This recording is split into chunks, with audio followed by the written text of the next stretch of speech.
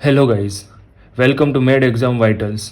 मैं हूं Divyesh, I am the third year MBBS student और आज हम बात करने वाले हैं एंटी गाउट ड्रग्स के बारे में। तो सबसे पहले गाउट क्या होता है कि ब्लड में यूरिक एसिड की कंसंट्रेशन बढ़ जाती है। क्यों?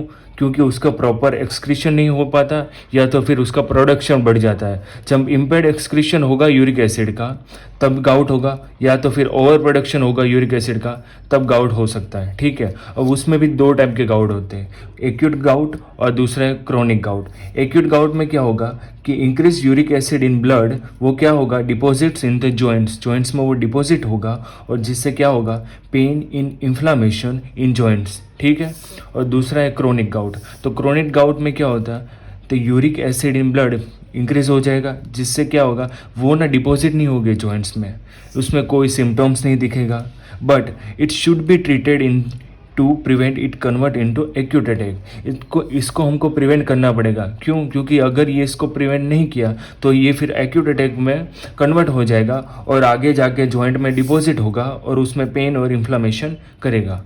ठीक है, ठीक है। तो फिर अब सबसे पहले हम देखेंगे कि ड्रग्स फॉर गाउट, उसका क्लासिफिकेशन देखेंगे। तो उसमें दो टाइप के गाउट में हम कौन से ड्रग्स देंगे वो देखते हैं। एक्यूट गाउट होगा अगर तो उसमें हम क्या देंगे, एनसेड्स, कॉल्चिसिन एंड स्टीरॉइड्स। और क्रोनिक गाउट होगा अगर तो उसमें हम देंगे uricosuric agents, uric acid synthesis inhibitor और मेटाबॉलिक इन्हांसर। तो एक्यूट गाउट में कौन कौन से ड्रग्स आएंगे, एनसेड्स में नेप्रोक्साइन, एसिक्लोफिनेक, सुलिंडेक, इटोरिकॉक्सिब, इंडोमिथेसिन। और कॉल्चिसिन आएगा। उसके अलावा स्टीरॉइड्स में हम देंगे प्रेडनिसोलोन, मिथाइल प्रेडनिसोलोन।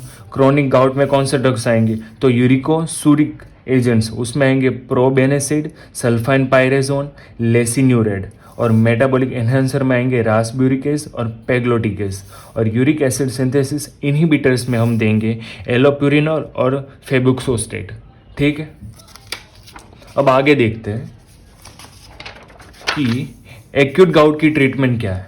तो एक्यूट गाउट की ट्रीटमेंट में हम क्या करेंगे, सबसे पहले हम देंगे एनसेड्स जो कि एक ड्रग ऑफ चॉइस है। उसमें आएंगे नेप्रोक्सेन, इंडोमिथेसिन, डाइक्लोफिनेक, इटोरिकॉक्सिब और पायरोक्सिकैम। ठीक है, ये सारे पावरफुल एनाल्जेसिक है और एंटी इन्फ्लामेटरी प्रॉपर्टी है इन सब की।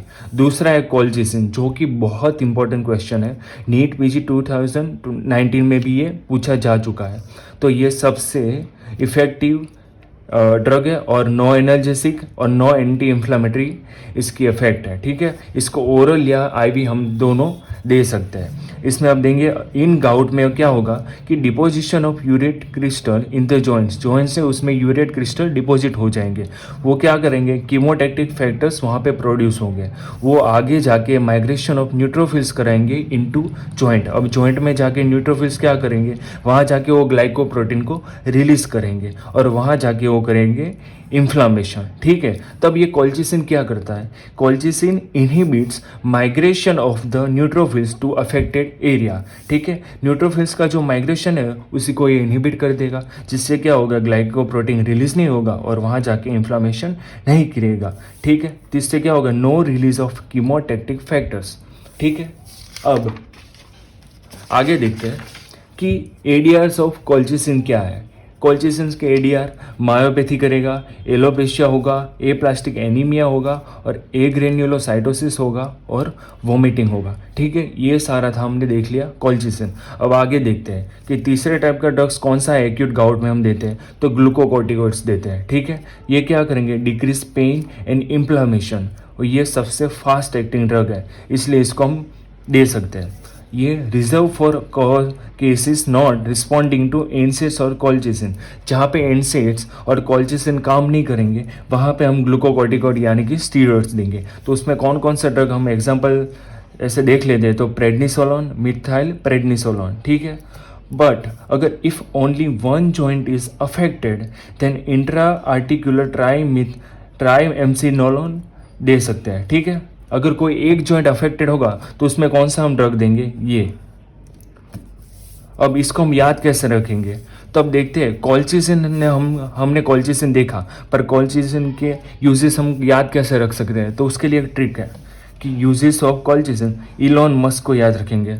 ठीक है, दुनिया का सबसे पैसे वाला इंसान इलॉन मस्क। तो इलॉन मस्क से क्या याद रखना है, तो एम से मेडिटेरियन फीवर, यू से यूरिक एसिड मतलब गाउट में यूज़ कर सकते हैं, एस से सार्कोइडोसिस और सी से सिरोसिस। इन चारों कंडीशन में हम कॉलचिसिन दे सकते हैं। ठीक है, अब आगे देखते हैं कि ट्रीटमेंट ऑफ क्रोनिक गाउट। तो क्रोनिक गाउट में हम ट्रीटमेंट कौन से देंगे, तो सबसे पहले होता क्या है कि प्रोटीन्स और प्यूरिन्स हो गए, उसमें से हाइपोजेंथिन बनेगा, हाइपोजेंथिन में से जेंथिन बनेगा, जेंथिन में से यूरिक एसिड बनेगा। ठीक है, अब हम ऐसे ड्रग्स डेवलप किए हैं जो क्या करेंगे, ये जेंथिन में से यूरिक एसिड को बनने ही नहीं देंगे। मतलब क्या करेंगे, इस जेंथिन ऑक्सीडेज एंजाइम को ही इनहिबिट कर देंगे। तो उसमें कौन से ड्रग्स आएंगे, एलोप्यूरिनॉल और फेबुक्सोस्टेट। ठीक है, तो यूरिक एसिड सिंथेसिस इनहिबिटर, ठीक है, उसमें आएगा एलोप्यूरिनॉल। वो क्या करेगा, इनहिबिट एंजाइम जेंथिन ऑक्सीडेज, वो क्या करेगा, डिक्रीज प्लाज्मा यूरेट लेवल। ठीक है, अब एलोप्यूरिनॉल है वो क्या होगा, कन्वर्ट होगा एलोजेंथिन में, जो कि एक एक्टिव मेटाबोलाइट है, जो क्या करेगा, non competitive inhibitor of xanthine oxidase को इनहिबिट कर देगा। ठीक है, अब एलोप्यूरिनॉल को हम ओरली दे सकते हैं, इसको हम drug of choice in asymptomatic gout. ठीक है, also use in hyperuricaemia associated with cancer with chemotherapy. ठीक है, उसमें भी दे सकते हैं, और रेडिएशन और रीनल डिजीज में भी हम दे सकते हैं। अब एलोप्यूरिनॉल के एडीआर कौन कौन से हैं, तो स्टीवेंसन जॉनसन सिंड्रोम।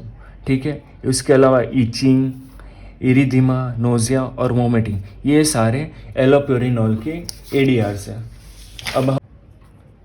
अब एक और चीज़, एलोप्यूरिनॉल को हम कभी child, pregnancy, lactation, patient with liver and kidney disease में कभी नहीं दे सकते। ठीक है, उसके अलावा अब दूसरा कौन सा, यूरिक एसिड सिंथेसिस इनहिबिटर में दूसरा ड्रग है फेबुक्सोस्टेट। ठीक है, तो वो कब यूज़ होता है कि allopurinol can cause allergy in few person. ठीक है, so we use febuxostat in those patient. वहाँ पे हम कौन सा ड्रग यूज़ करेंगे, फेबुक्सोस्टेट।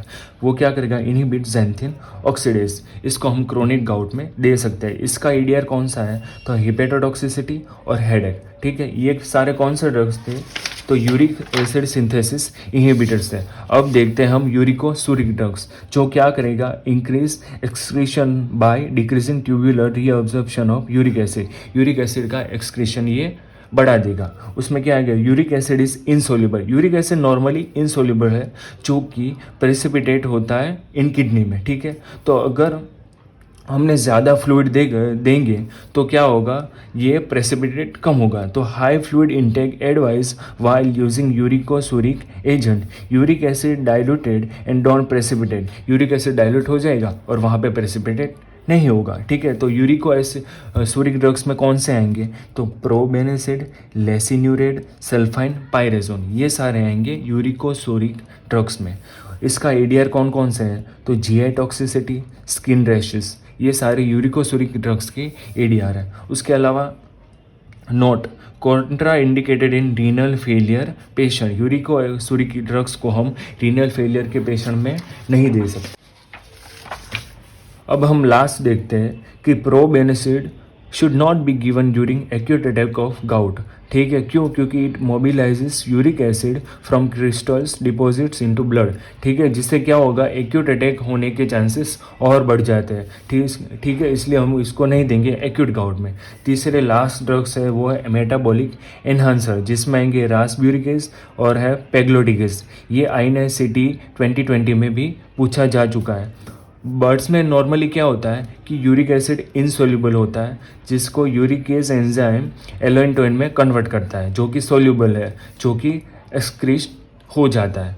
अब क्या किया, रिकॉम्बिनेंट DNA टेक्नोलॉजी से ऐसे ड्रग्स डेवलप किए जो कि सेम बर्ड्स में जो होता है वही ह्यूमंस में होता है। ये रासब्यूरिकेज और पेग्लोटिकेज दोनों इसी तरीके से काम करते हैं। तो ये थे सारे एंटी गाउट ड्रग्स के बारे में। ठीक है, थैंक यू सो मच।